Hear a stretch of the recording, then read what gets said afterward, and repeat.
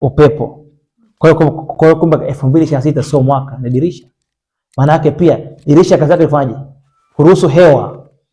Kwa hiyo 2026 patakuwa pana mchafuko wa hewa. Ni nabii ambaye anatoa hapa sasa hivi.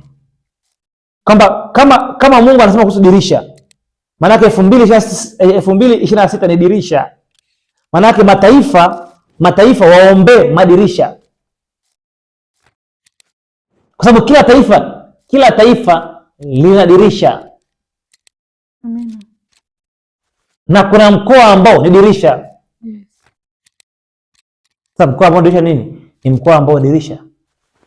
Dar es Salaam ni dirisha. Mikoa yote ambayo ina maziwa maana yake hali ya hewa. Kwa hiyo Mungu anarejea hivi, ombea Dar es Salaam. Kwa sababu sio tu mkoa, ni mwaka ambao ni mkoa dirisha. Kwa hiyo Dar es Salaam lazima iombewe kama mkoa dirisha. Sehemu yote ambayo kuna bahari ni dirisha. Nchi zote ambazo zina bahari ni dirisha. Na kumbuka Rahabu alifunga kamba nyekundu kwenye dirisha. Ili nini? Ili wale wapelelezi wakija wasiangamize nyumba yake. Kwa hiyo nyumba yake ndio ilikuwa na dirisha. Kwa hiyo nchi ambayo kuna nchi dirisha.